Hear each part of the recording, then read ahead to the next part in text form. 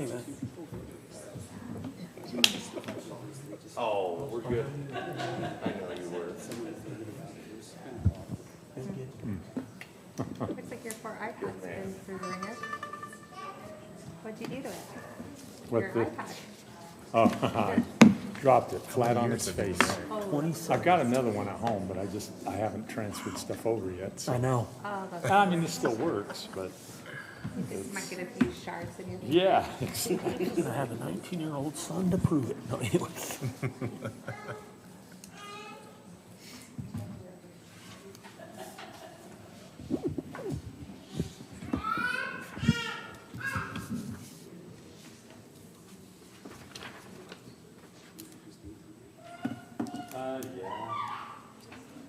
She's ready.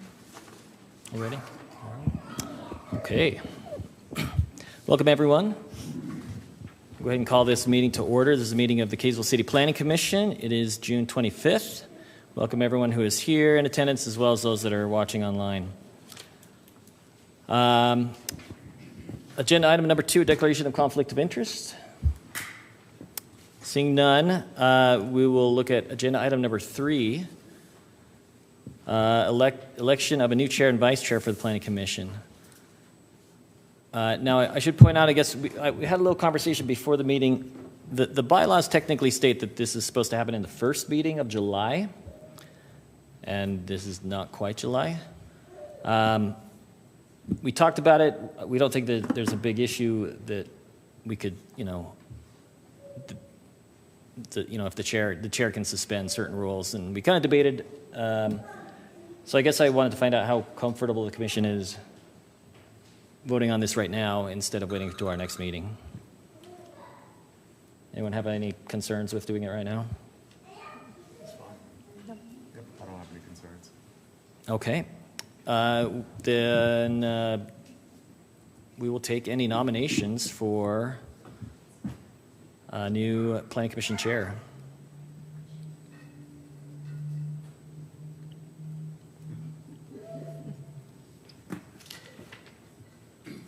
Nobody wants to speak up. I will nominate Aaron Young as a new chair. And I think we should point out you can refuse a nomination if you are uncomfortable with it. I'll second that. Any other nominations? Mr. Chair, I move the nomination cease and that Aaron be chosen by acclamation. All right, seeing that there are no more nominations. I think it says that, right? We don't actually have to vote if there's only one nominee, but all in favor of Aaron Young as the new chair? Aye. Aye. Any opposed? All right, we'll now open up nominations for a vice chair.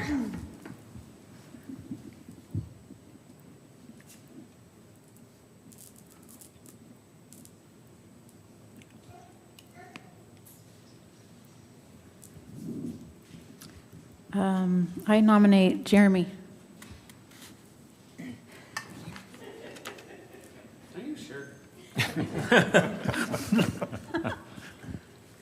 And nominations do not need a second, I believe, so Oh, they don't? that was my understanding, but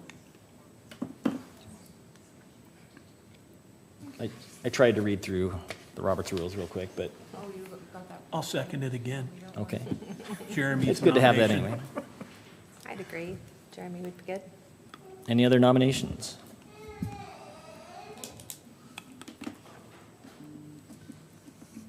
Okay. All those in favor? Aye. Aye. Any opposed? All right.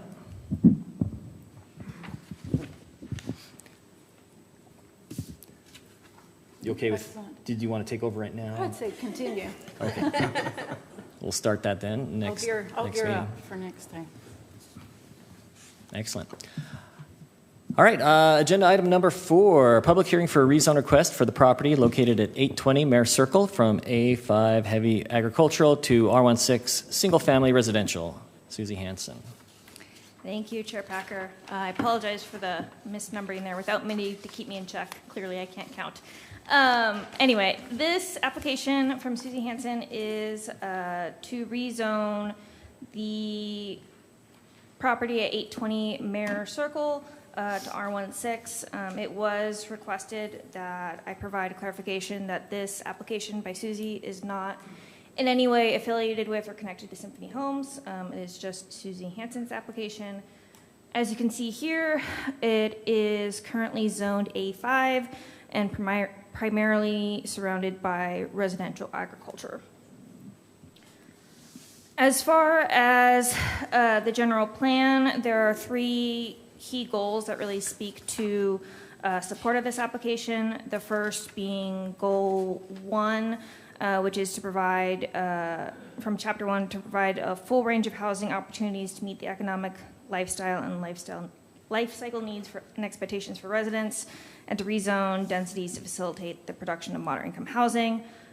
Goal 6, to continue the established focus of single-family residential uses. And Goal 8, to provide a range of housing options that help ensure Kaysville is an affordable place to live. And looking at the future land use map, it does show this area as being intended for single-family zoning. So both the future land use map and those components of the general plan do provide support for this application. As far as public noticing and comments, a sign was placed on the property on Thursday, June 18th. A total of 78 notices were mailed out. We received 2 phone calls, one of which was just inquiring the nature of the rezone process, and the other was requesting clarification on the application and expressing opposition. We've also had 19 total comments submitted to the Planning Commission regarding this application. 17 were in opposition, 1 was neutral, and 1 was from the applicant. Broad range of concerns expressed primarily about traffic levels, preservation of open space, the development agreement that is tied in some respect to the equestrian center, the change in density that this application would enable, and the compatibility with surrounding lots. So based on support from the 2022 general plan and the future land use map, staff recommends the Planning Commission provide a recommendation of approval to the City Council for the rezone of 820 Mare Circle from A5 heavy agriculture to R16 single family residential. And the applicant is here to answer questions. Do you want to make any statements or presentation here at the beginning, or it's up to you? Sure. Okay. Do we have any questions for staff before we get to the public hearing portion? The only question that I have is there any kind of a applicant development concept that was submitted or anything like that? No. Nothing. Okay. All right.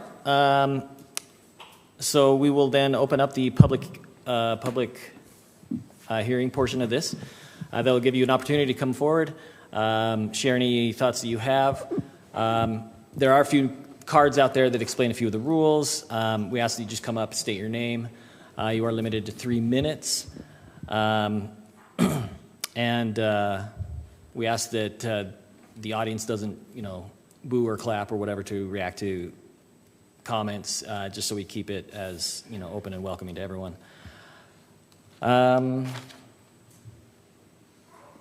Yeah, I think that's everything.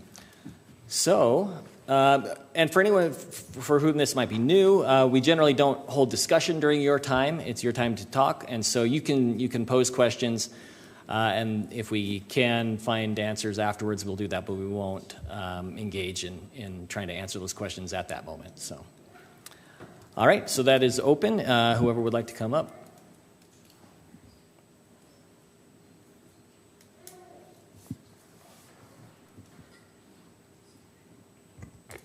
Hi, my name is John Mayer. I am a resident of Kaysville. I live in West Kaysville, just up the street from the existing equestrian center.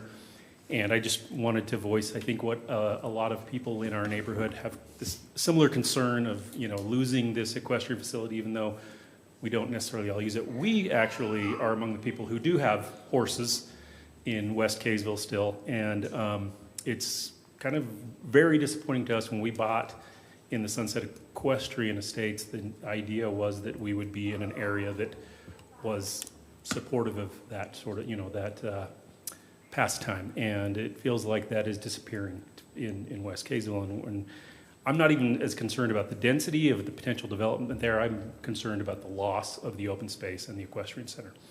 And so, the density is a secondary issue. I'm not sure that's going to impact us very much, but I'm not actually familiar with how far this has gone through the city and where things are. I understand that I see the recommendation from the Planning Commission, but anyway, that's, I think, a concern that a lot of people have on the west side. I'm sure there will be some additional comments, but again, thank you for your attention. Thank you.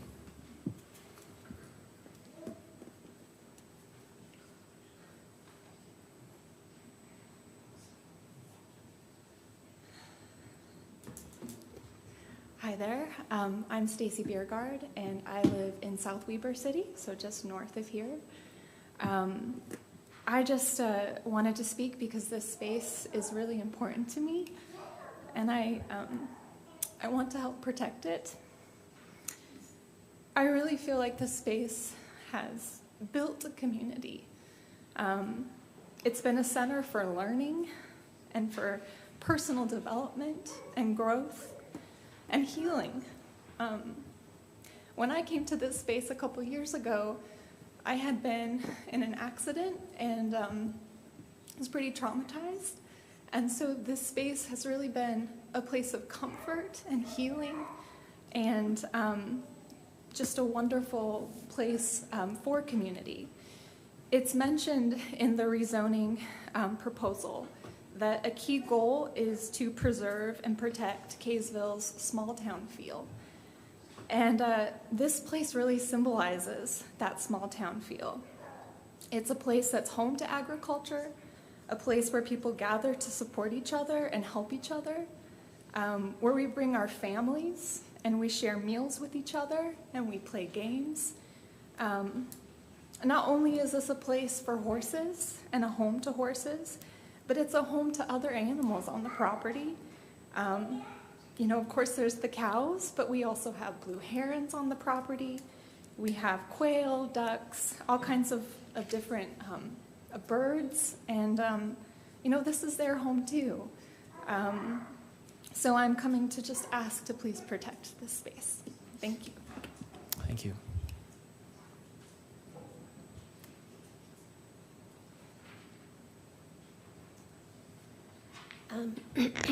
Hello, my name is Nicole Steed. I live in Kaysville. I live on Flint Street, and I also currently have a horse at Sunset Equestrian. Tonight's decision is about much more than just 9 acres of land. It's about whether Kaysville is willing to lose one of its last remaining equestrian facilities. Sunset is more than a boarding facility. It is a home to a 4-H program that gives local youth opportunities to develop responsibility, leadership, and a connection to agriculture. My 12-year-old daughter is part of that 4-H program, and she's been participating in those 4-H events for the last few years. Like our soccer fields, pickleball courts, and parks, Sunset provides an important recreational, educational, and community resource for Kaysville residents. As land prices continue to rise, owning properties for horses is becoming very difficult for families, making equestrian centers like Sunset one of the few places where people can continue to ride, learn, and participate in the horse community. Last summer, Susie Hansen told me the lesson program was the strongest it ever had been. She credited the new highway that came in behind it to increase visibility for bringing in more students. From what I personally witness daily, the facility is serving a true need in our community. Just within my 13 homes in my little neighborhood in Kaysville, 4 girls were taking riding lessons there. The arena, boarding barns, and lesson program were consistently busy, showing there is a strong community demand for an equestrian facility like this in Kaysville. Just last month, City Council recognized that equestrian properties like Sunset are an important part of Kaysville's history of agriculture, and they should be preserved whenever reasonably possible. If this property is rezoned, there is no going back. 66 homes can be built elsewhere, but a facility like Sunset cannot be simply recreated once it's gone. Places like this are becoming increasingly rare, making them even more valuable to our community. Please protect Sunset Equestrian Center. Once it's gone, Kaysville City will lose one of its pieces of heritage and a community asset that future generations will never have the opportunity to experience. I ask you to preserve the current agricultural zoning. The question before the city is not whether or not homes can be built there, but whether Kaysville still values having an equestrian center and open space in this location, and I firmly believe that answer is yes. I respectfully ask you to deny the rezone. Thank you.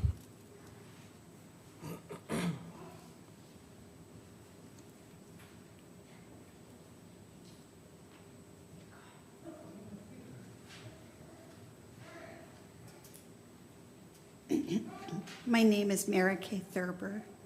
I live on Thoroughbred Circle in Sunset Equestrian. We moved to Kaysville in December, so we haven't been here very long. We moved there specifically. One of the big reasons was because there were trails that horses could walk on all through the neighborhood. The equestrian center was just down the street. Yes, we own a horse. It is part of the things we love. And here we are 6 months later, losing it. We haven't even got everything all moved into the house yet. It is heartbreaking to find that these kind of facilities are completely disappearing from our environment. I don't think there's anywhere else in northern Utah, and believe me, I've been to almost every barn in the state, where this kind of facility, where your kids can actually walk down to the barn and work with their horse, is available. It just isn't available. And once this one is gone, it's gone. You cannot replace it. There is nowhere else for that kind of opportunity. It was my understanding when we moved in that the facility was tied in with the HOA. And so I'm curious what kind of, how that can work, how it can just be rezoned and still be part of the HOA. It doesn't seem right to me. I also have one question. I'll want to urge you, please, please vote against this rezoning. It seems against everything that our Western lifestyle and our Western values stand for. My one question is exactly what is R16 single-family residential mean in this community? Thank you. Thank you.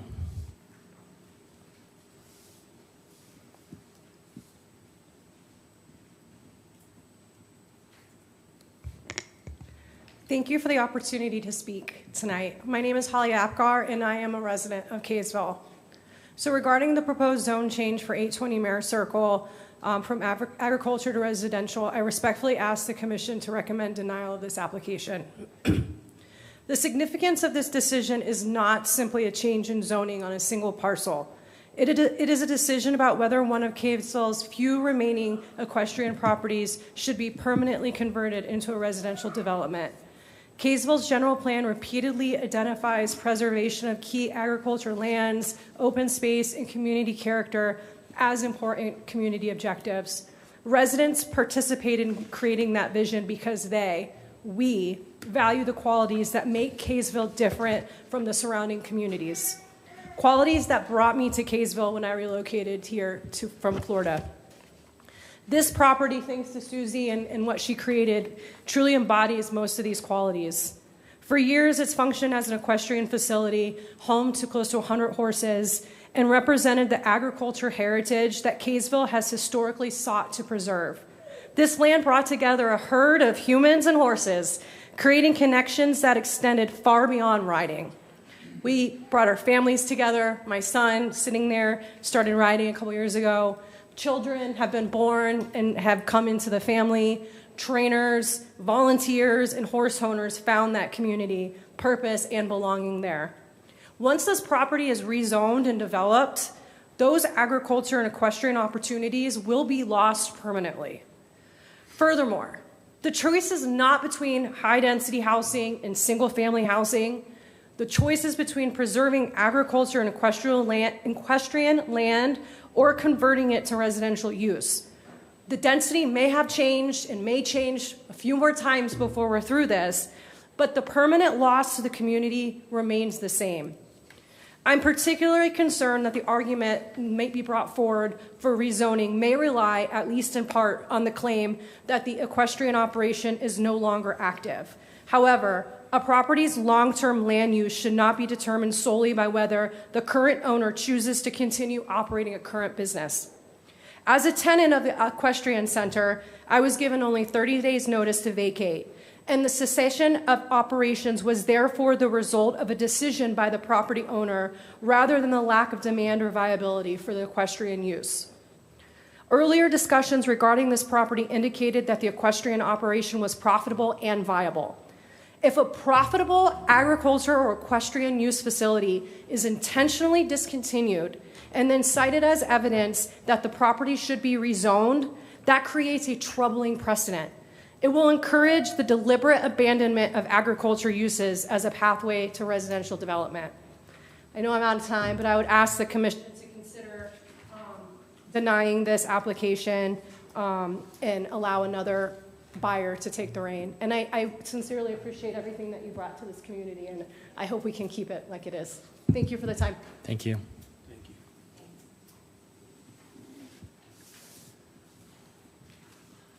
Commission Chairperson, or soon to be Chairperson, Vice Chair, John Adams. I live on Thoroughbred Drive.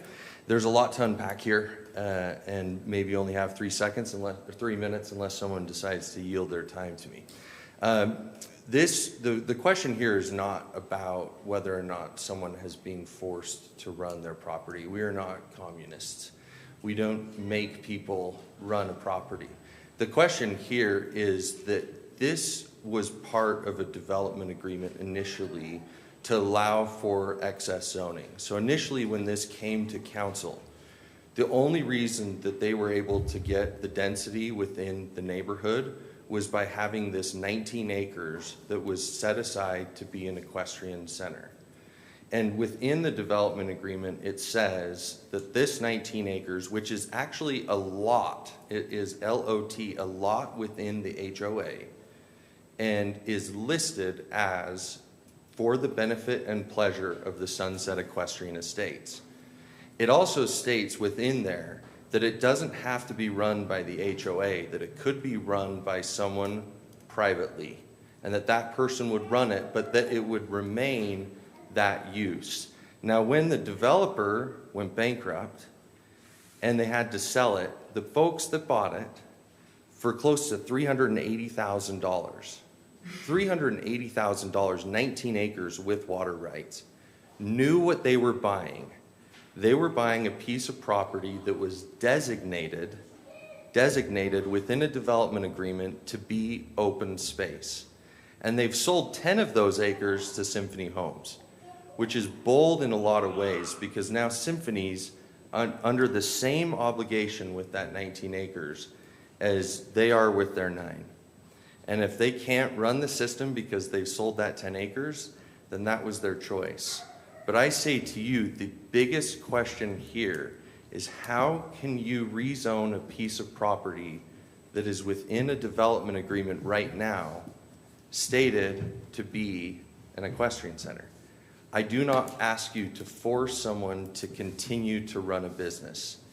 If Susie would like to not run the business anymore and let it just sit there, that's fine.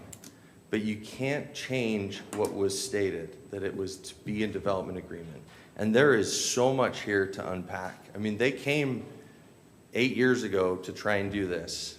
And I'm shocked that staff is recommending approval, because right now there is a development agreement that states this is to be an equestrian center for the benefit and pleasure of the Sunset Equestrian Estates. And I ask that you deny this.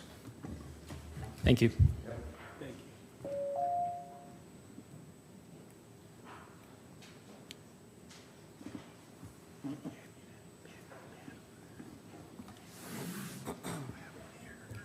I'll try not to repeat some of the things that John said.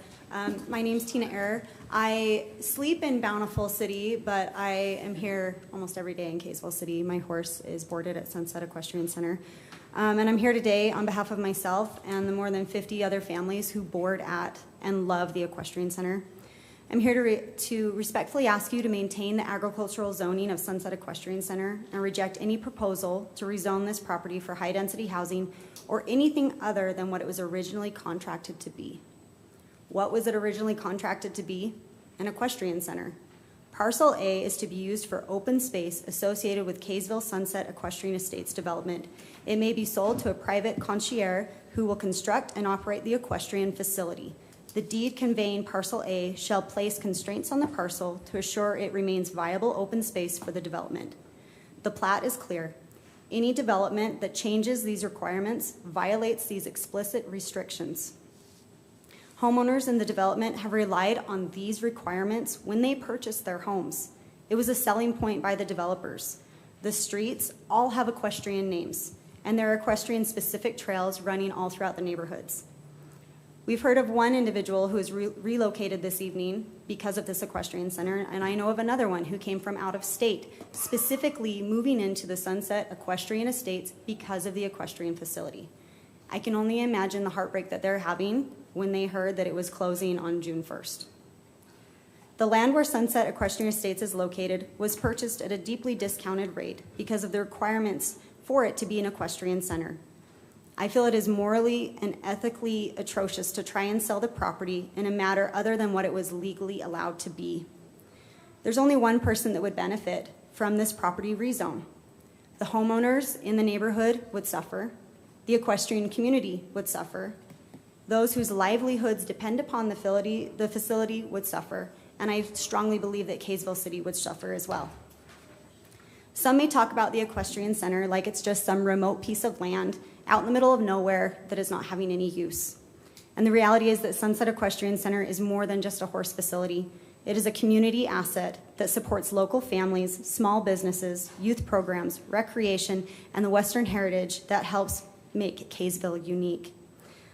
I'm getting low on time, so I want to get to what I felt was more important. There may be talk circulating that the business is floundering and that interest in horse ownership or equine activities are diminishing. Those assumptions couldn't be anything further from the truth. There's been a nearly constant waiting list of parents wanting to enroll their children in horseback riding lessons, and not too long ago, there was a wait list to even get your horse into the boarding facility. For years, equestrian properties have been under attack by the rampant development spreading across the state. I respectfully urge you to please protect Sunset Equestrian Center for this generation and the future ones to come. Thank you. Thank you.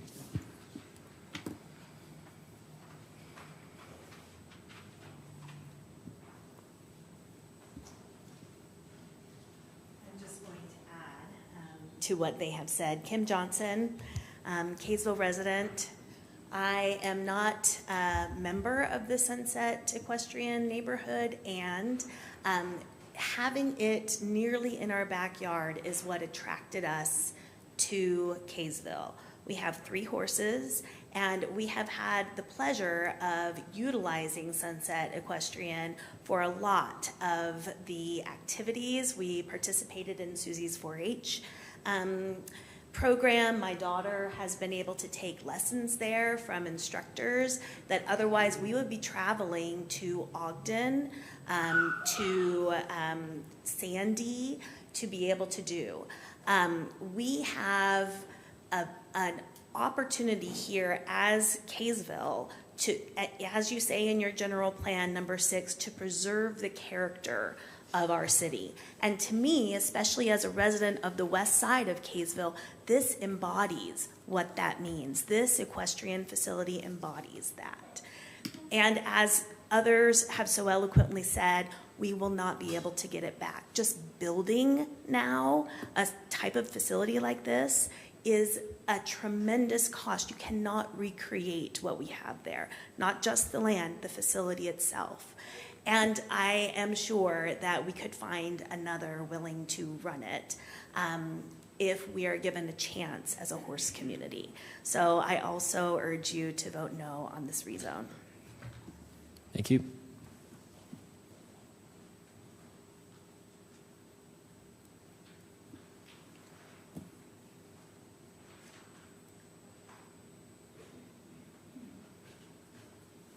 Jason Guy, I live in Mare Circle. I think we were here several years ago having the same discussion, and that got rejected. And I believe more recently, Symphony had part of their plan was to develop the equestrian center and develop that land. And they even presented and provided legal opinion from their council that there was a way to do that. I truly believe if that was true, they probably would have kept that land or found a way to make that work. I don't know if that's the intent currently, seeing that there's a potential option there or not, but clearly there was a declaration and requirements for how it needed to be built and why it was there and why we need to keep it. And if it truly was a valid case, we'd imagine Symphony would be here having this good discussion or would have presented it sooner instead of giving up on that property. So I hope that's not the case, but either way, it's part of our community. It's there. We all bought into it. We all agreed to it. We all understood that it was going to stay and remain. And if it doesn't, then that would put the rest of our community out of zoning compliance with what was required for that subdivision. So is that a place that we want to go to rezone the whole community now because of the land being given up? Seems a bit egregious, especially for those of us that have lived there for 10 plus years and have been there from the beginning and have enjoyed all that space. So appreciate your time and just consider that as we go forward. Thank you.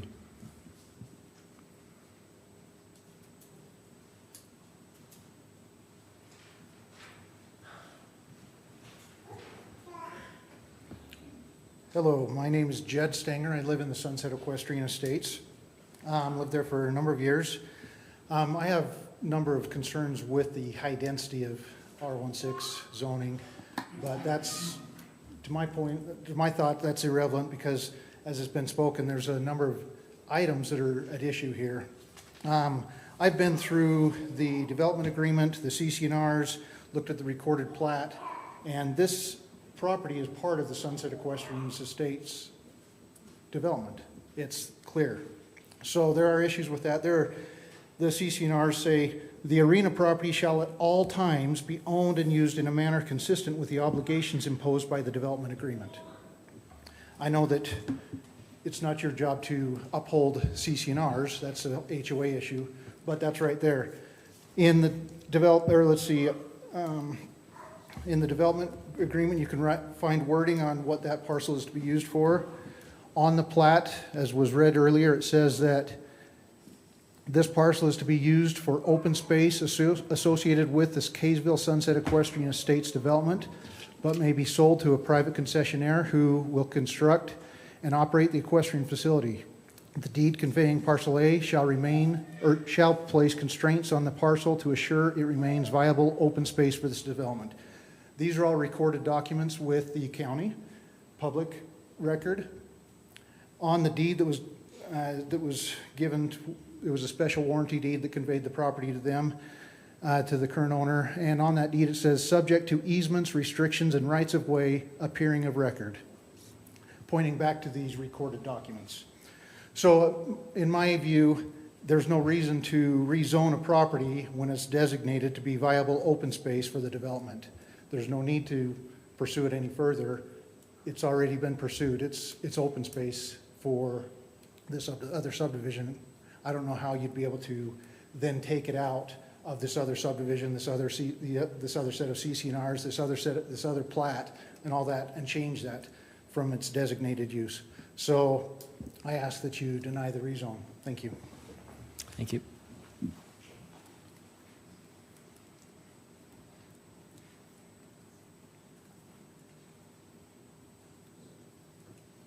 Anyone else?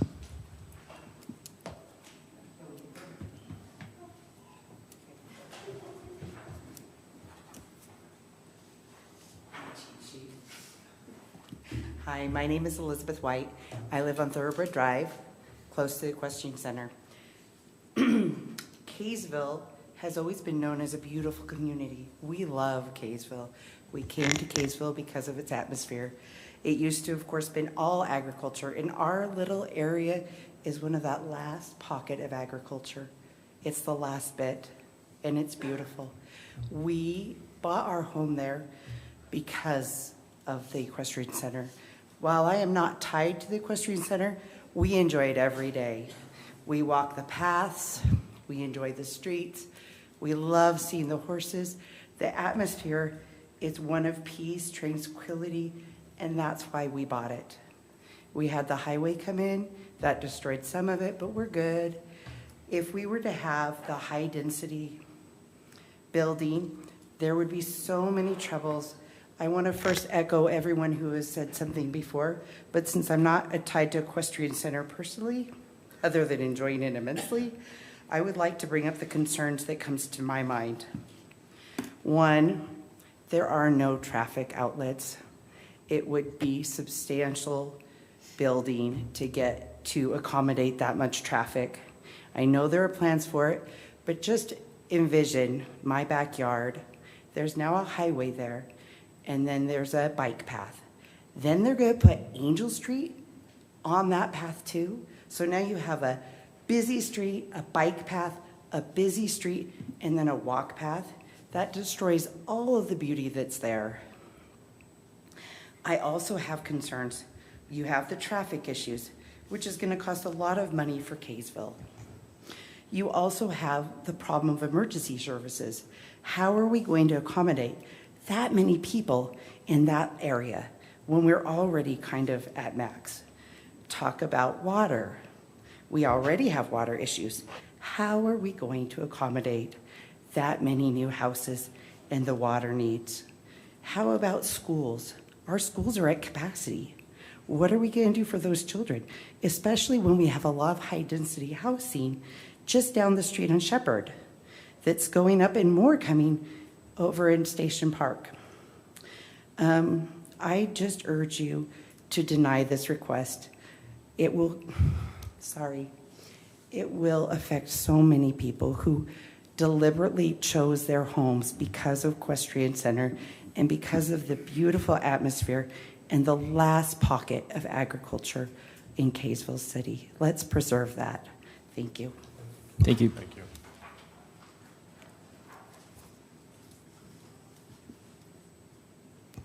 My name is Laureen Starkey. I live in Kaysville. I do not live in West Kaysville.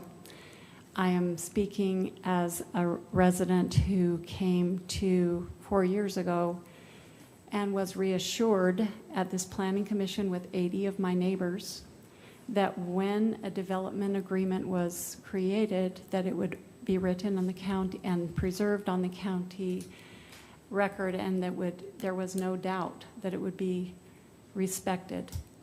I'm wondering if that's the case, and if this rezone goes through, what that means not just to the equestrian people that are around this area, but any citizen of Kaysville if we choose not to respect the development agreement. I also just would like to say that I appreciate the people that care about their, even if we do not live right next door to the beauty, it's nice to have it close, and it is nice to have it peaceful, and it's nice to have it tranquil. And we, as a non-neighbor to this community, I respectfully request that you deny the rezone. Thank you. Thank you.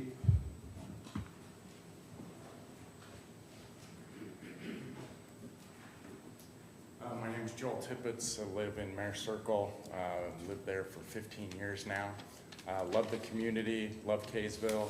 Have enjoyed the open spaces around me, which seem to be dwindling more and more throughout our state and throughout, the West as a whole. And we do have a heritage in the West of equestrian, and it'd be fun to preserve that. And with all the comments that have been made, especially with the planning or the development agreement, that should be upheld, and that, I think, is your job, to uphold those things and preserve them, because it sets not a good precedence to make that void. So I strongly disagree with this proposal going through. Thank you for your time.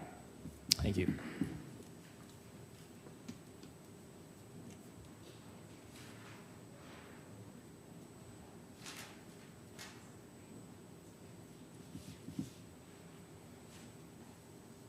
My name's Bridget Lane. I'm a terrible public speaker. My anxiety's high, I apologize.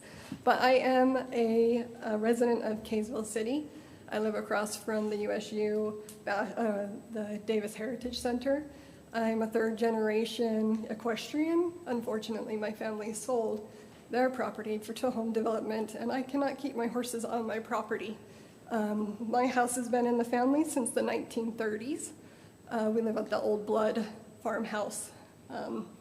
So if property were available, we would just cherish it that much more. I own an equestrian business called Rural Avenue. That is based in Kaysville, Utah. My clients are clients of Sunset Equestrian. I deliver all over Kaysville. I see that they live in nice homes, 2 apartments. They need these facilities because not everyone that has horses have big homes. Some of them do live in apartments to afford places. We need boarding facilities. Last year I was at a boarding facility, apologies, that closed. 13 horses had to be rehomed. It affected 7 families. I tried to buy that property. I tried really hard to buy that property. I had investors. I did everything. I offered $10,000 more than Symphony Homes. I offered to buy it before Symphony Homes. The person would not sell to me. I tried to save it as agriculture. It is now owned by Symphony Homes and will be many, many homes. Please reconsider. You're going to affect my business. You're going to affect my employees. I have 7. Please reconsider what this could do to my business, to my hobbies. I have my horses in Layton now. That's where I have to go. I have to drive to my horses every day, feed them morning and night. I have ridden at Sunset Equestrian. It's a beautiful facility. It works well. I've tried to board there. I've talked to Susie. I tried to negotiate things even with my business in ways that we could benefit each other. So, sorry, I hope that all makes sense. And thank you for your time. Thank you for considering and listening to my words. Thank you. Thank you.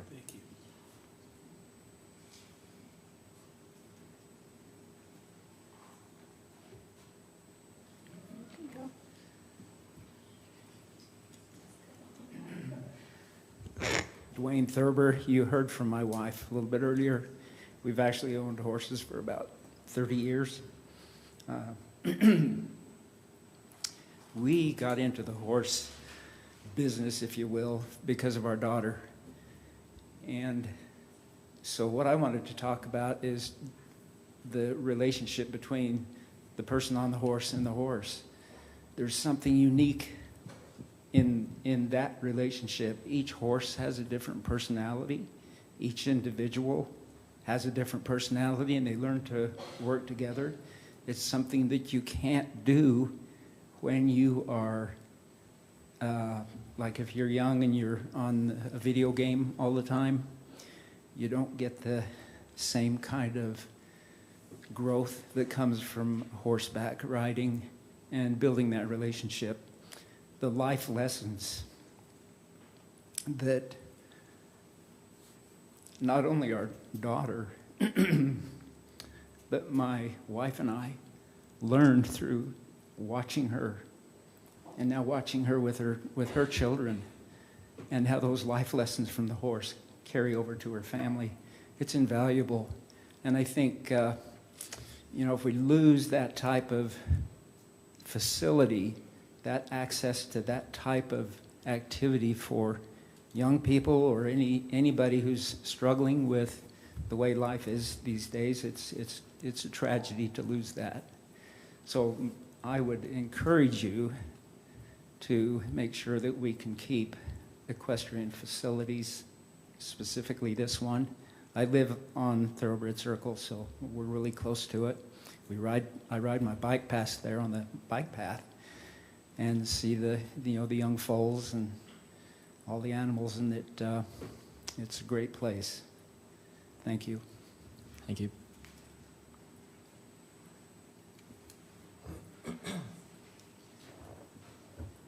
My name's Evelyn Johnson. I'm a Kaysville resident, and I have 3 horses, like my mom said. We live pretty close to Sunset. It's super nice. I can walk my horse, do a little trail ride, and walk around on the trails over there. It's really a beautiful place, and I've learned a lot there. I've been able to take lessons there, and it's made a big impact on me. And I just urge you guys to support all the riders here that really care about their horses, and vote no for rezoning it. Thank you. Thank you.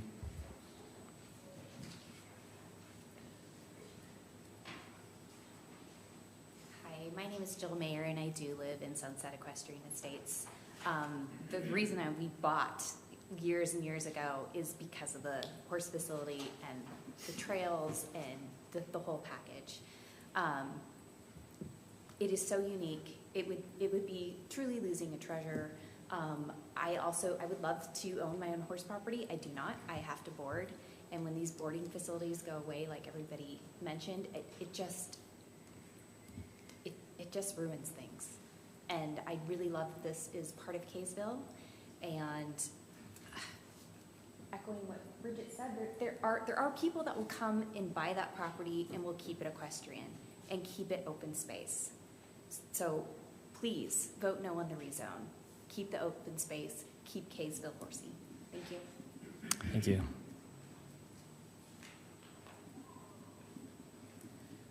I wasn't planning on doing this. My name's Danielle Butters. I live in Centerville. I am Susie's daughter.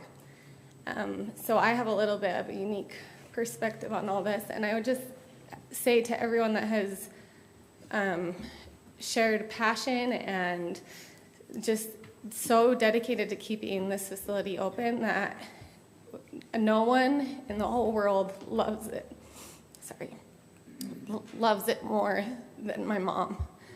And no one in the whole world has worked their entire life away to keep this place running more than my mom.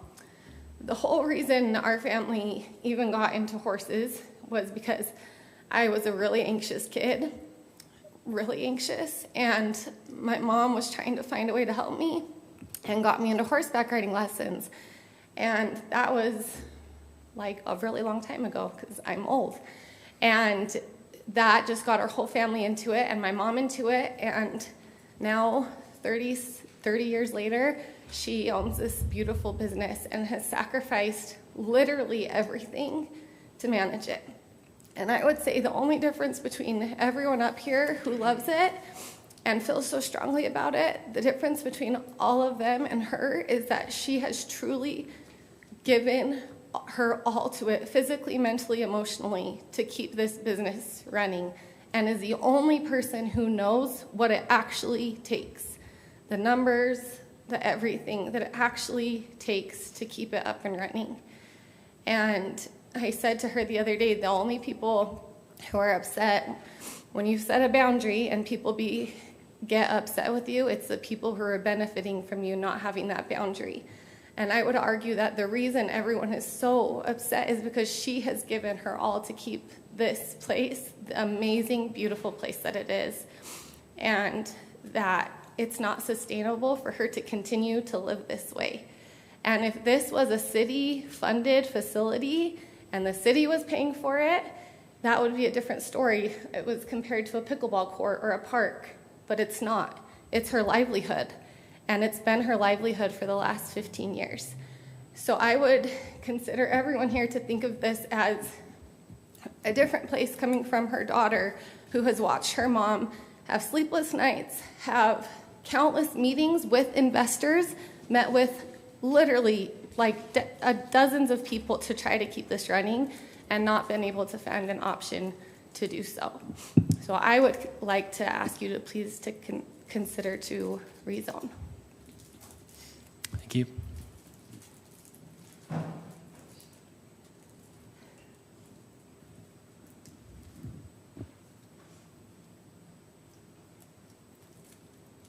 Hi, my name is Matt Steed. I'm a Kaysville resident, live in West Kaysville, and I have a horse that's been boarded at Sunset Equestrian for the last couple years. Was given less than 30 days to get my horse out of Sunset Equestrian. I think the key thing here is nobody's trying to tell someone they have to continue running a business, right? The big key is it was bought as an equestrian center. Why does it have to be sold as something else, right? I happen to know many people that would continue to run it and purchase it from the landowner as an equestrian center. We don't just get to decide when we want to sell a property that we get to rezone it, right? There was reasons, there were things put in the plan of the development, the CCNRs, that say this is an equestrian center. Again, nobody's saying, hey, you need to keep running this to keep our horse here. But just like any business, if you want to get out of the business, you can sell the business as what it is. I would strongly urge that we would deny this rezone, as there's a lot of interest in keeping this the way it is, even if the ownership has to change. Thanks. Thank you.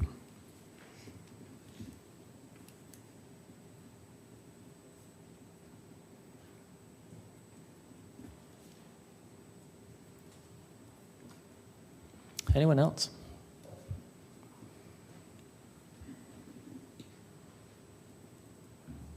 Hello, I'm Megan. I live in Sunset Equestrian Estates. I actually just moved there like 3 weeks ago, and I was supposed to board my horse at Sunset.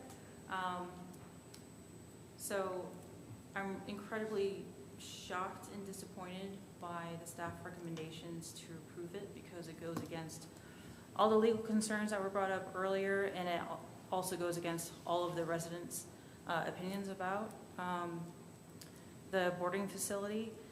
But also, I just want to say, I specifically chose to live here in Kaysville and potentially retire here because of the Sunset Equestrian Boarding Facility and because of the character of Kaysville.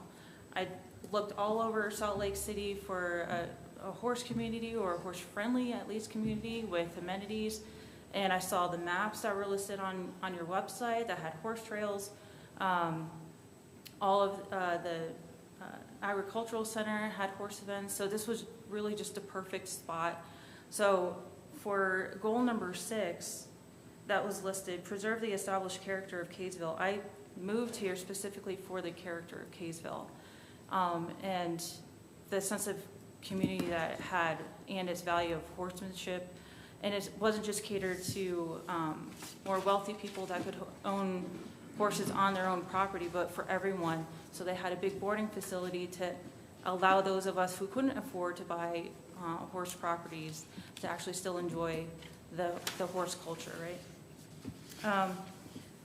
But I feel like if we sell that and rezone it as an R16, which crams in 66 single-family residents, it's not just, oh, we're going to split the parcels into 1-acre homes to match the rest of the community. That's cramming in potentially hundreds of people in a corner 9-acre lot. That doesn't match, and that actually undermines goal 6. So I don't know who submitted objective 6.1, continue the established focus on single-family residence, but the goal is the character of Kaysville. And as we explore the community, I don't want my son and his children to read on a sign, just like at Pioneer Park, which is great, about the history of the area, that, hey, this community used to have actual real horses on it. And did you know, key fact in life, that humans used to have a good relationship with horses, and even kids used to ride horses. Remember, I'm trying to combat the digital age of AI jobs and iPads and everything, and develop that emotional intelligence for my son and our entire community. So we can't lose our value of horses and our relationship with them. So I beg you, please deny this. Thank you. Thank you.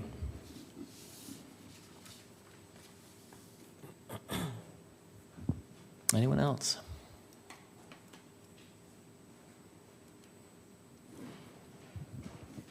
Okay, we will go ahead and close the public hearing section.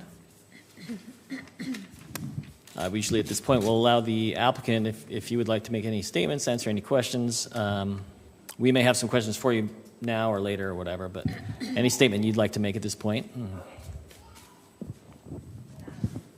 of all, I wish I could just like pivot this podium around and not have you guys looking at my back, because I have lots of good friends here. And I almost, this is gonna sound weird, I almost feel like I died and there's this huge tribute to Susie, because it is a beautiful facility. It's amazing. And the reason this is going to sound so horrible, but the reason why it's amazing is because it's Susie's. So, I appreciate everything you've said, but there's a whole flip side to my life. And I just hope you can hear me. I hope you can hear me and not just look at my, and I hope you guys can hear me, or at least I can speak it. And thank you for being here. And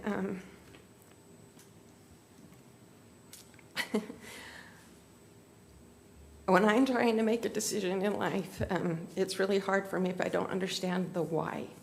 Like, why am I doing this, or what's the outcome going to be, but the why. So I would really like to communicate to you the why I'm here and have applied for this zoning or rezoning. Like Danielle said,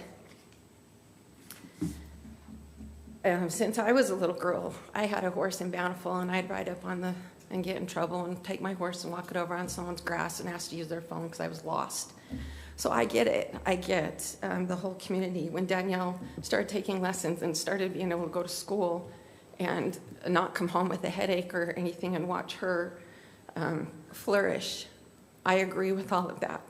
I do. Horses are magical, and there's no better way to teach kids adult relationships and experiences. When I watched Danielle, I knew my main calling in life I always thought was being a mom, and I did that, and it was wonderful. But watching Danielle take lessons, it was very clear to me what my second calling in life was, and that was to help others have what I dreamed of that I never had.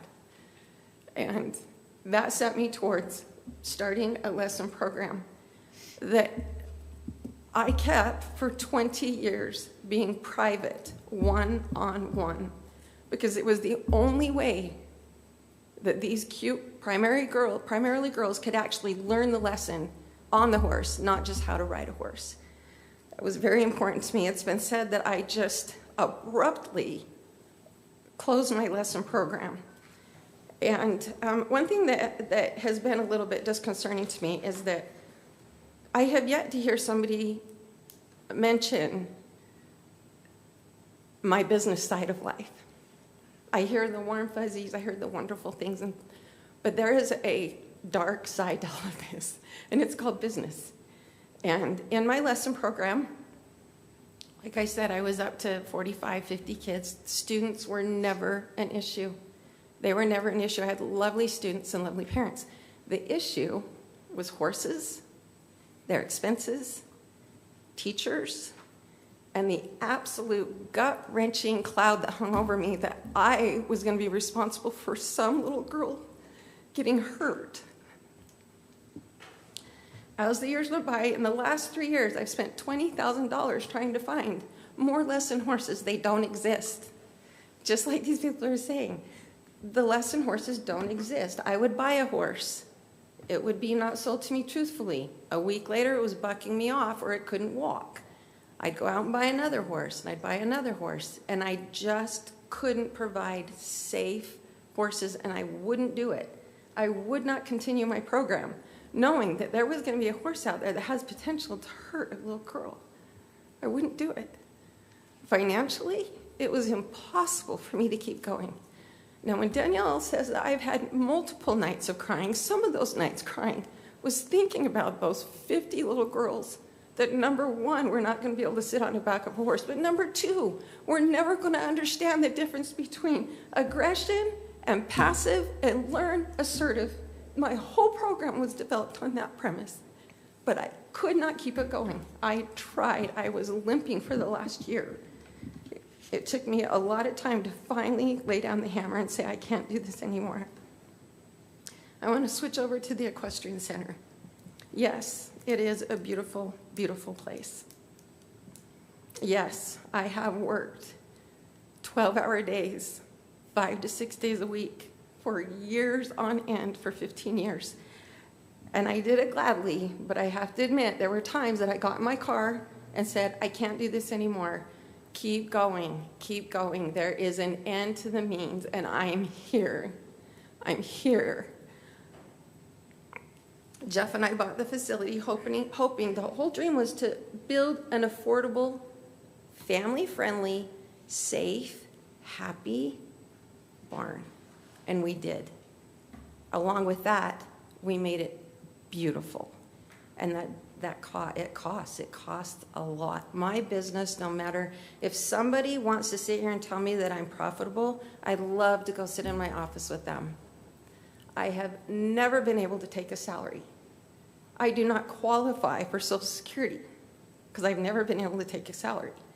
We are not profitable. When we were profitable, when we had, before COVID actually, I don't know what happened, we actually had enough horses in the barn that I was rolling over money, but it was getting put right back in, right back in.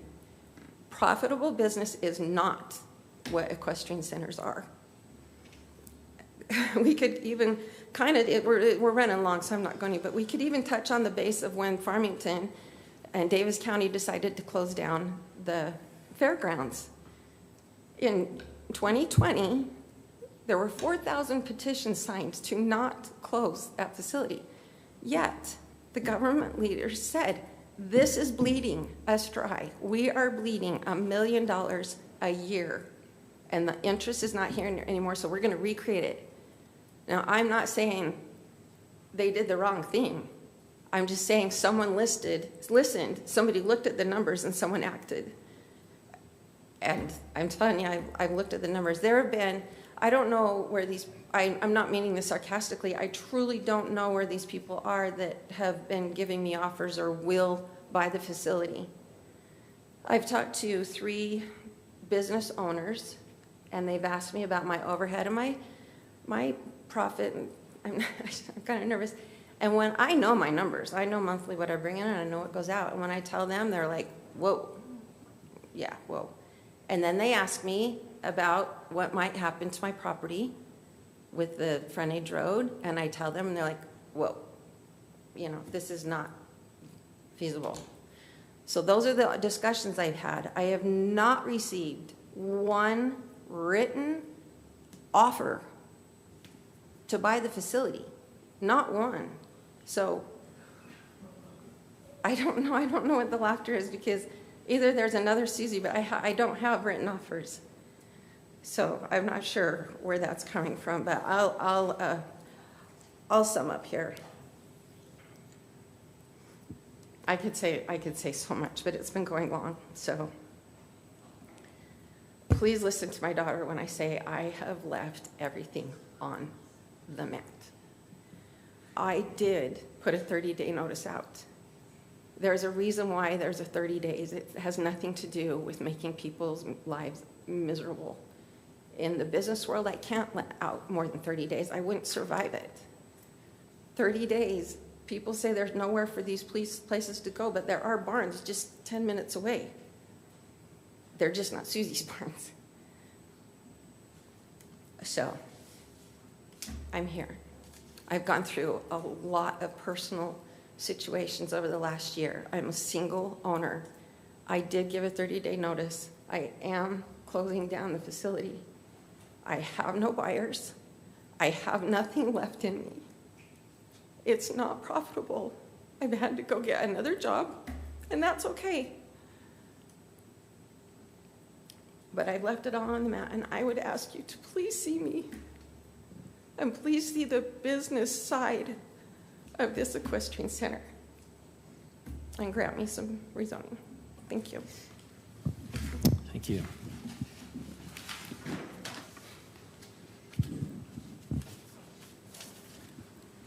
Let's see, I imagine maybe the next step is getting into some of the legal issues. We have one of our legal representatives here from the city. I don't know if you have more insight, but I'm sure we have some questions there. I know we had an expert come in this 10 months ago. It was Planning Commission meeting August 28th. And we could talk to that a little bit, but. Yeah. Well, we recognize that there could be claims that are made regarding this application, and we just don't really know how a judge would rule. City attorneys are generalists and not specialists, so we did ask a land use specialist to look at all the documents, and it was his opinion that there's no legally binding requirement that it remain an equestrian center. So that's what we've been going off of, but again, we don't know for sure how a judge would rule on that.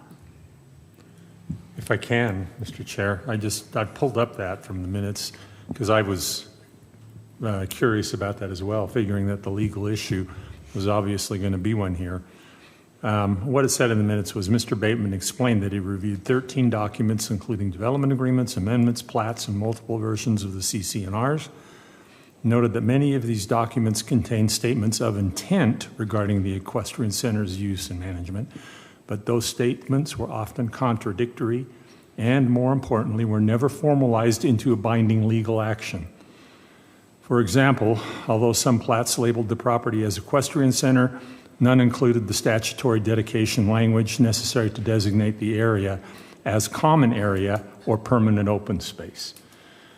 You know, I don't want to cast blame. I don't intend to cast blame, but what it really sounds like to me was that at the time that the development was approved, and generally you have those various documents that are provided and recorded, at least as far as the city was concerned, there was nothing that was ever finally consummated or the language that was put there.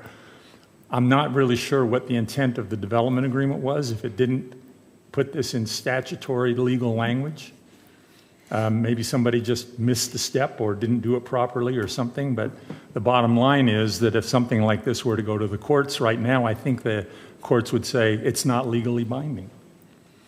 That isn't to say that wasn't the intent of the city, but for a property owner would say there's no legal requirement here that I have to do this. And I just want to raise that and kind of clear that up, because we've had plenty of statements here made tonight saying this is binding, this has to be complied with. First of all, the city has no role in CC&Rs. That's an agreement between the property owners and whatever an individual property owner within that subdivision or that area does. The other property owners can take legal action or take whatever actions that they may deem to enforce what they feel like are the CC&Rs, but the city generally has no role in those CC&Rs. And whatever may have been in the development agreement, this independent legal counsel says there was nothing legally binding there. Yeah, I also I watched it twice, just a few hours ago, his statements, took some notes and also read the minutes. And I can concur that's what he did say. It's a privately owned piece of property that is within the HOA, but is not subject to the control of the citizens of the HOA, and it has no obligation to remain an equestrian center.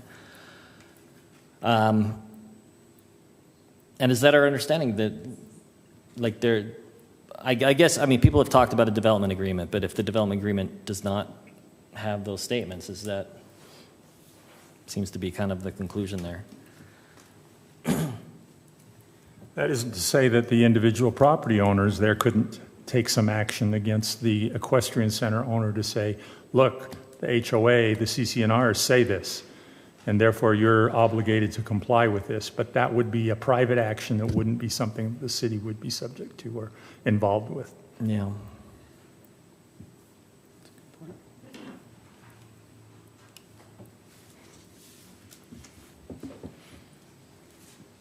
Mr. Chair, I have a couple of questions for the applicant, if yeah, let's move into that would be appropriate. That'd be great. Ms. Hanson, I'm just curious. So you're looking, obviously, with the equestrian center, as you have said, it's not financially viable. So you're looking at doing something else with the property. Generally, when we have people come in for rezones, they present a plan of what they intend to do with the property. Staff has said that there's no such plan. Have you got a concept? Have you got any ideas on what you intend to do with this property if the rezone is approved? I'm doing one step at a time here.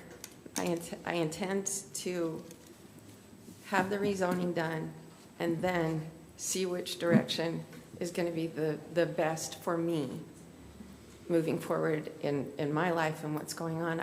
I mean, that's barring that it becomes a homeless shelter. But no, I don't have any, I have nothing moving forward other than obviously if I get zoning and a developer comes along and wants to develop a beautiful place and wants to buy my land, then that works.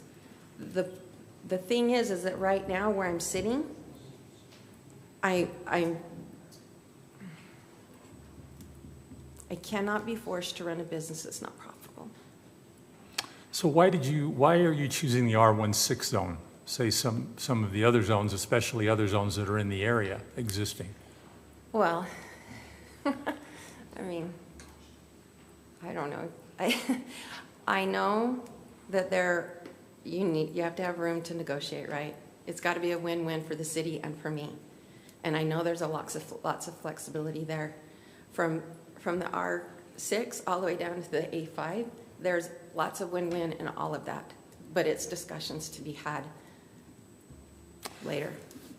So I will tell you, I mean, there's nothing that would prevent, there's nothing that says a property owner cannot apply for a rezone without just apply without any kind of a plan. And in fact, years ago, that is pretty typically what happened. A lot of times is that a property owner would just apply for a rezone and with the understanding by the city and others that whatever was allowed in that zone could possibly happen on that property. But things have evolved over the years. And now cities, this city and most other cities are reluctant to grant any kind of a rezone without some kind of an indication of what the owner intends to do with that property. And so, and generally, oftentimes now, rezones come with a development agreement saying the city will rezone it with an agreement that you're going to develop it in this way. And so without that, I think at least on my part, I'm going to be kind of reluctant to agree to a rezone without seeing some kind of a proposal for development and something that the city can hang its hat on and do some kind of a potential development agreement.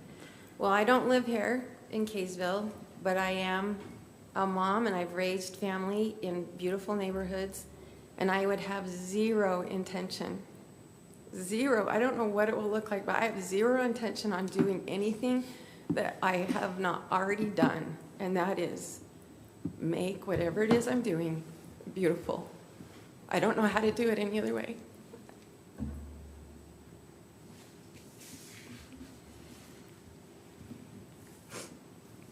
That's all I've got, Mr. Chair. Okay. Yeah, we appreciate your answers. Yeah. Yeah, I would echo his comments. Even if you were asking for, I think, a zone that had larger lots is closer to the stuff around, we're still going to be very cautious, not having a zone, especially with some of the circumstances, I think, in this piece of property. The fact that it is down kind of at the end of a neighborhood, and currently the only access is all the way through the neighborhood. We all know that there's going to be some of that property that's going to end up being part of the Angel Street extension or impacted by it. And so that's an unknown. Well, I would second that. Yeah. That's an unknown. And it does kind of sometimes put things a little bit backwards, because you have to lay out some capital sometimes to put that plan together, and you don't even know if it's going to be approved or not. And I get that that's very difficult to want to put an investment into that when there's that chance that it may not be approved. Something I wanted to say earlier, and I don't say this with aggression or anything. I just wanted to make sure that everyone in this room knows that I am not under contract with any individual or any developer. I have great relationships with the developers around me, but I am not under contract. And I'm not in negotiations with a developer or an individual person at this time. So I just want to make that clear. Yeah, I appreciate that. I think that's something we might have asked. Yeah. But yeah. So I'm just I guess expressing some of my the cautiousness, where we support the idea that this is your property, and property owners, we're always trying to balance property owners being able to do what they want and the interests of the city and what comes with zoning. I think I might be out of my circle here. I think asking me these questions is like me asking you how to saddle a horse. Yeah. Would it be okay if I asked Zach to come up? Well, you can, absolutely. Yeah. And you don't have to answer any of these specifics. I'm more trying to express some of the I am working with the people reasons to we're help going me. to. I might be a little cautious in recommending approval. The fact that being at the end of the neighborhood, some of that kind of thing. So. Again, can I just have Zach Sure. speak for a second? Absolutely. Okay, thanks. And you may not have any answers right now. That's fine. Okay. I am Zach Harmuth, Land Advisors. Apologize for the dress. Susie asked me to come last minute, and early on when we started this, I got a call. One of my other landowners runs Crossy Ranch, and so we were and she said, hey, my friend Susie's in trouble. I just watched some stuff that was in some of the public meetings, and she's worried, and she's got this, and I was like, okay, well, let me look at it. And I did like a 30-minute review of going through the documents, and I was like, man, this feels a little rough for, a civilian that is in the real estate world to kind of have all these people kind of gunning for her, and I would say, kind of like making claims when, and I was coming in late. And so I just said, hey, Susie, just make application, because there's going to be a meeting about the roadway, there's going to be a meeting about this, just make application for a zoning, and make something that's really friendly to the neighborhood, that isn't like super dense, something that matches the general plan. And it was kind of done in like a 2-hour window. She did it on her own, and it was great. And so I'm kind of coming in late, but I think the idea is, you would hope to have a development agreement, you would hope to have a plan, but I think Susie wanted to have her hands on this so that it didn't spin out into something that wasn't something she'd approved of, right? And so I just volunteered to help. So to answer your question, I think we would like to go through with the rezone. My guess is the city council will want to have a binding document that's going to address the other issues. And we were just kind of caught in the timeline, and there was multiple resolutions, and it actually felt like the city was working against us from a quick review of all the documents and public notes. It felt rough. And so I just kind of came in as a helper here, but do this on a consistent basis. I don't know if that's helpful or not. So I think we wanted clarity on a few items, and we've heard a lot of rumors, and we've seen a lot of interesting comments. And so the cleanup of all the details, I think, is the most important part. So thank you.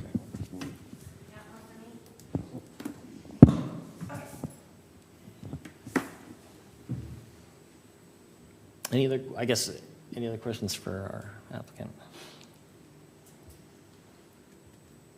Thank Thank you for having me. Oh, I do. I have one question Sure. for you. Excuse me. If you were to receive funding, what would the decision be? Would you decide to move forward with the rezone? Would you decide to keep the property, maintain the property? It's not a good idea to negotiate in a public meeting. It's not. And it's not a question that you have to ask or answer. Yeah, I'll defer that one. Okay. Okay, thank you.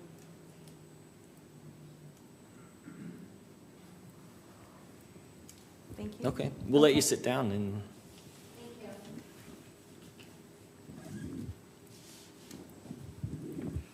Thoughts? Other thoughts? Mr. Chair, on my part, as I kind of expressed in my questions and comments, I'm reluctant to recommend a rezone where I don't see a more definitive plan of what is proposed. That's pretty much what we get on most rezones now. And it's usually incorporated into a development agreement that accompanies the rezone. And, you know, and you're talking about an area here where there's fairly large lots. And the rezone ask is for R16, which would allow lots down to 6,000 square feet. I'm not necessarily opposed to lots of that size because I do think that you can make homes on lots of that size fit into a neighborhood, or they can be accommodated, especially when they're not right in the middle of the neighborhood. This would be more on the fringe and along a road. But until and unless I see a plan, I'm reluctant to just grant a blanket rezone without any further assurance. That's my feeling. I would say, just a couple of comments. Understanding, you know, kind of our legal standing, what we feel is, you know, maybe not legally binding. I guess that doesn't necessarily mean that we can't, to rezone is still, you know, in our prerogative to make that decision, and it doesn't mean we couldn't. It just seems to me like there's an awful lot of people who understood that there is a development agreement. There's an awful lot of trust placed in this, I don't know, ambiguous development agreement that legally we're not bound to, but perhaps we might still choose to uphold, or at least, you know, preserve space for that to remain. Kind of like on the principle of the thing. Yeah, the principle of And it, I understand of the thing. I understand that, and I've wrestled with that as well. There's an awful lot of people who made financial and, you know, other life decisions based on this supposed development agreement that I think would be something to consider. And I'd also consider, you know, I typically like to look for places for some density. I'm really not usually offended by pockets of density. But in this situation, I think it would be kind of a loss to the city for a resource that is, you know, kind of going away, that's maybe dying a little bit, to preserve some pocket of that agriculture and a community. Anytime that something is, you know, really blessing and benefiting the community and coming together, I think that would give me pause to rezone for that. Respectfully, I, you know, see, you know, your need and consider that as well. But I would hope for another resource other than maybe the rezone.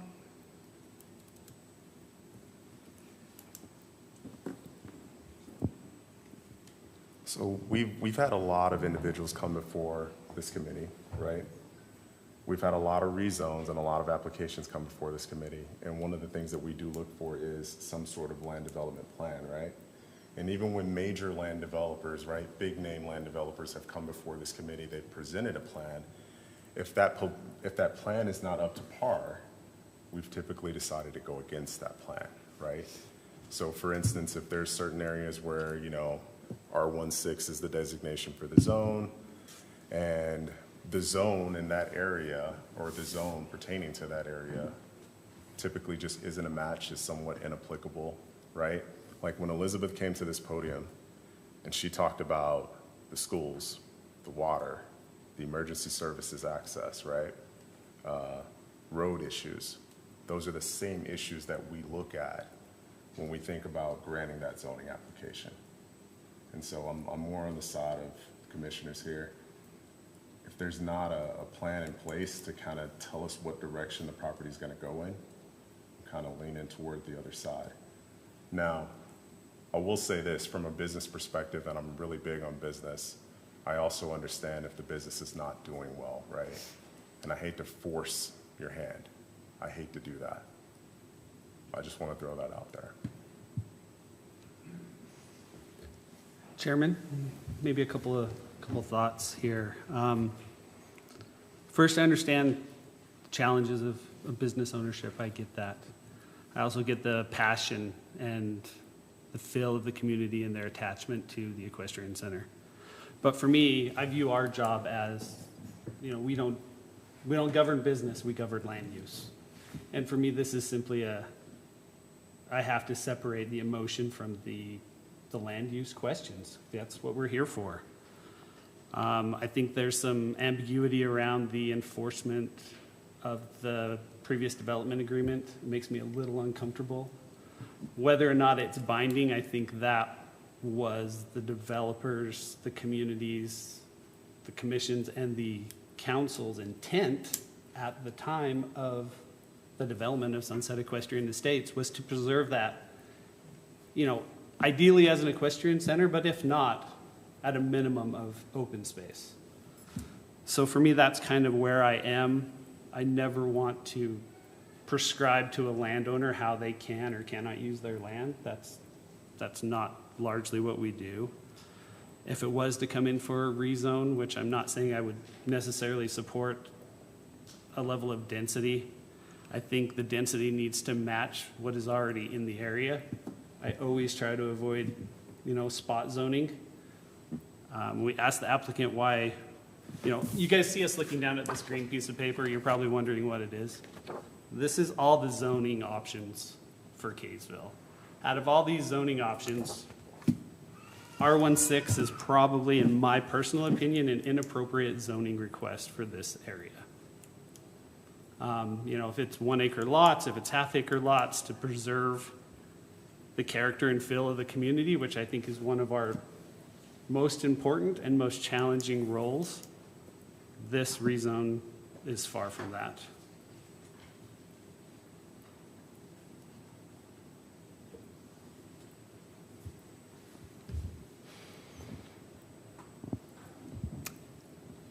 Yeah, some of, I'll repeat myself a little bit. I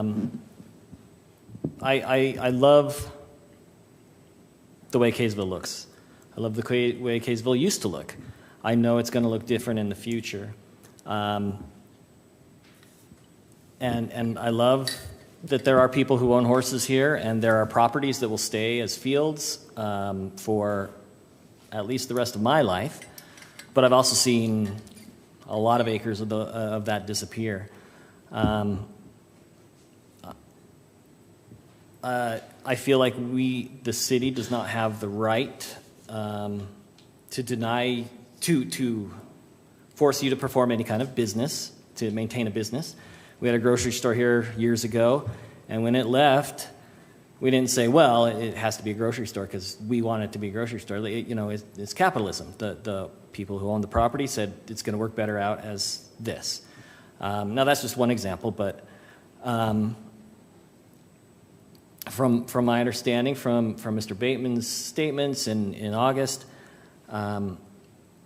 if this were to go to court, the city has no ability, and I also don't feel that we have the ability to keep it as. You got to be careful with some of the terms, to say open space. What does that even mean? Because you get to a point where you say all of the farms, all the fields are disappearing, so therefore we need to do something. And you're basically end up saying the last person to cash in loses. Everybody else made some money off of their fields, and it became large neighborhoods. But you were last, and so we want a field. We need to keep one field, so I'm sorry, you can't sell this for what the market would pay. And that makes me uncomfortable. We do look at things like emergency and water and schools and things like that. Schools in this side of Kaysville are currently they're not full, and they are declining in numbers right now. So that's not a worry. Water's not a worry. The city always looks at that kind of stuff. So, those are not going into my thoughts here and making the decision. The concerns I have are, those same issues. The fact that it has right now only one entrance to this piece of property, and it's at the bottom of a large neighborhood. The fact that some of it's going to change as a road is built, that nearby properties are going to also be developed soon, and not having a plan to put together. And so, the density, it's different than the area around it. You can have different densities next to each other. My example for that would be everywhere, because everywhere has an edge, and changes. We have R16 in the city. It's not a ghetto, but it's also among the more dense areas of our city. I don't feel it inappropriate to be in the city, but without knowing details and having a plan, I wouldn't just kind of blanket rezone an area to be that, especially with those other circumstances. So despite the fact that it's still, single-family dwelling, which is what the general plan calls for, I'm also would be very reluctant to recommend approval on this. I just have a comment. I just want to recognize what a wonderful contribution you have done to this community. There wouldn't be here for this if you hadn't done this. So thank you for your contribution on that. And I recognize your struggle on this as well, personally, physically, financially. So I appreciate everything that you have done on this. It is a bit of a jump to go right to the rezone without considering some other things. And as hard as that is for me to say, because I feel yet, I'm still on the same opinion as the council. Thank you for everything.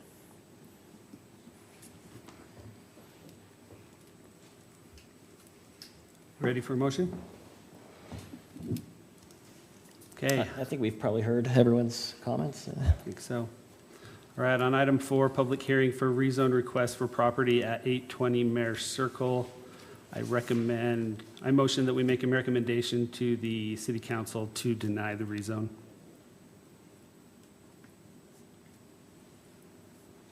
Do we have a second? I'll second it. Any discussion on the motion? Okay, we will start voting with Commissioner Moore. So I'm voting for the denial. Is that correct? Yes. Aye. Aye. Aye. Aye. Aye. Aye, and I'd like to explain my vote. I feel like that this is a pretty dramatic change from the existing zoning in the area, and thus I'm somewhat reluctant to consider it. But I would be, I could be persuaded given a plan, but there is no plan. So therefore, I am in support of the motion to deny. Aye. All right, that motion passes. This will go forward to the city council. It always gets a little tricky in July with holidays and things like that, so I don't know exactly when it will hit that agenda. So. All right, we have an item or two to go. If you're going to leave, that is fine, but we ask that you take any conversations you have out into the hall. Can I just make one quick comment? Just to remind everyone that we just made a recommendation. It's up to the city council, so if you feel passionate about this, I would encourage you to, again, visit that council meeting. Yeah. Excellent. Sorry. That's great. Okay. Approval of minutes from the June 11th, 2026 Planning Commission meeting.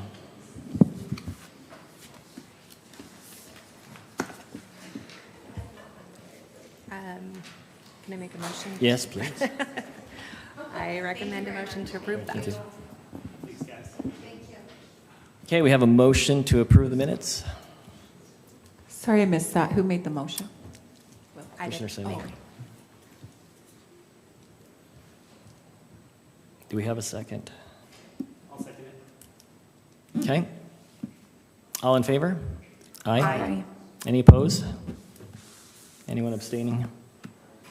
Okay. Other matters? Not a whole lot to report. We did get a rezone application just last week from Symphony Homes to rezone that eastern side of 550 to R114. So at this point, that it's looking like that might go in July, but it's dependent on a couple other things. We're trying to get the small area plan back to council, but I would look for that in the next, probably, if not July, then definitely August. And other than that, things have been a little on the slow side in terms of applications coming in, but I think that's all I had to report on necessarily. Okay. I think, Wolf, you've been working on the detached ADU ordinance, so hopefully maybe we can bring that to the Plan Commission. Yeah, I should have. I've soonish. started work on it. I've since the city's shorthanded now, I talked with Jason and I volunteered my service to try to get that done because by state Yay. code, it has to be done by October 1st. So I have volunteered and I'm Thank working you, on Will. it. And I should have something within the next week or so to begin looking over and reviewing. Thank you, Wolf. Yeah, great to have that skill. The best I could volunteer for the city is maybe to mow their lawn or something, so.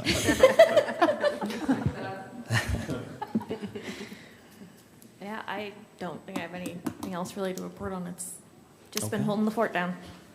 And doing a great job. Good job, Ann. Thank you. Thank you. All right. Seeing that we have nothing Next. left. Next commission meeting? Oh, yeah. I think it's July 9th, I want to say. July 9th. Yeah. As of right now, I'm not entirely sure. It's possible we'll have the symphony rezone on, but I don't know. It depends on a couple other things. So. Fair enough. All right. Motion to adjourn? So moved. And thank you to Aries. Oh, yeah. Yes. Thank you. Erin. Farewell to our. Thank you. A wonderful adventure. Don't forget us. I'm not going to forget this. You want to sit in your spot? Best of luck. Sure. So, where is our, so this one was easier for me just because there was like, the agreement, and I understand there's